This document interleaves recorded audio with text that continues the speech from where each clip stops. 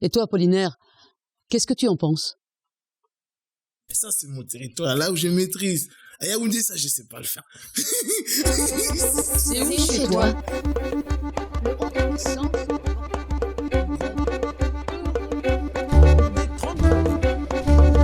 5h15, France, région Occitanie, village de Cognac-Corbière. Rue du Château, personne, sauf le vent qui ne dort pas. 6h43, parc du Cinquantenaire. 12 hommes qui font du jogging, 5 hommes en cravate, dont 2 en trottinette, et un vieux qui lentement promène son chien. Soufflez, passe à la pente. Annette a choisi d'acheter une maison et de changer de métier.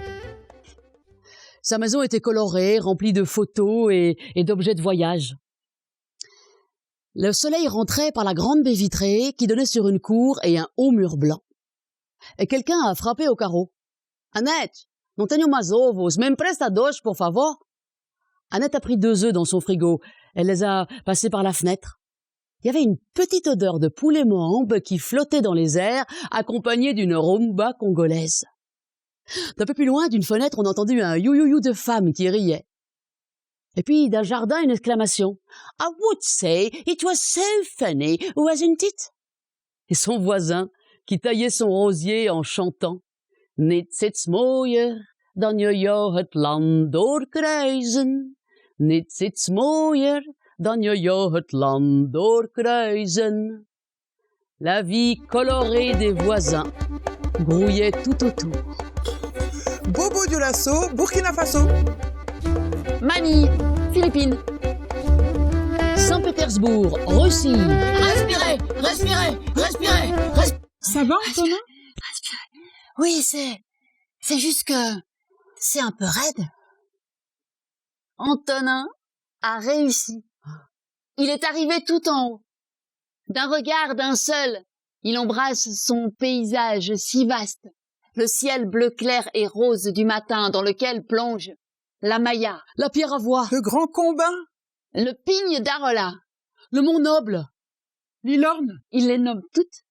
Il les connaît toutes, ces montagnes. Antonin, vous parlez tout seul? C'est la femme de ménage. Elle entre dans la chambre, elle allume la lumière. Et aussitôt, le néon devient soleil, soleil levant. C'est une journée magnifique, il n'y a pas un seul nuage. Le temps idéal pour s'installer là-haut. Antonin ferme les yeux et profite de la chaleur. Le lézard de sa peau dit l'essence du vent. Le lézard de sa peau dit ses sentiments. Le vent ça pense, le vent ça sent, et le lézard dit l'essence du vent. Le vent joli, le vent gentil, le vent doux qui caresse et le lézard met sa peau de... Nénuphar, le vent fâché, le vent salé, le vent marin qui tempête. Et le lézard met sa peau de... Malabar. C'est où chez toi? C'est le petit de Mado qui a posé la question. Cette année-là, dans les Corbières, il n'y a pas eu l'eau qu'il aurait fallu au printemps. Bon, pas de grêle non plus. Pas le soleil qu'il aurait fallu l'été. Il fallait que le raisin gagne en jus et faute de jus, au moins en sucre. Alors on a laissé mûrir le grain le plus longtemps possible. Les vendanges, retardées de 3 semaines. Aussi, quand le moment est venu, tout le monde s'y est mis. Même les petits, les pitchous après l'école, partaient à la vigne prêter la main en vendangeur. Fallait aller vite. Oui, on le connaît, le ciel du midi quand vient l'automne. Un coup de vent de mer, de marin, de marinas, et la pourriture se met dans le raisin et te bouffe le sucre. Ou bien, si les vents se disputent là-haut, ça peut ramener l'orage et les trompes d'eau en un rien de temps. Et ça non plus, c'est pas bon. Le tracteur peut plus passer dans la vigne, le raisin se mouille, le grain s'écrase dans la remorque, le jus pisse sur la route le temps d'arriver à la cave coopérative, ah, ça met du parfum dans l'air, mais ça en retire à la bouteille. Elle brode. Elle brode. Elle brode. Il la regarde. Elle brode les ombres chaotiques d'un vieux village blotti au pied de la colline. Elle brode le poids du temps et du vent sur les murs et les toits fatigués. Elle brode. 17h23.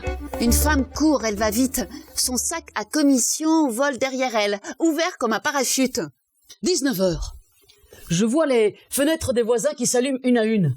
Je vois Gérard qui, dans sa cuisine, se sert une bière. Le houblon chante, et lui aussi. Attention! Le cri de l'infirmière résonne dans la chambre. Mais là-haut, comme un gamin passage, la tête dans les nuages, il court, Antonin, il court. Et puis il crie, elle arrive! Qui? Mais la neige! L'infirmière reste quelques instants immobile, à observer la valse des flocons. Et puis, comme elle a froid, elle ferme la fenêtre. Elle se retourne, mais sur le fauteuil, il n'y a plus personne. Antonin a disparu. Il ne reste plus que quelques flocons. Elle les prend dans le creux de sa main.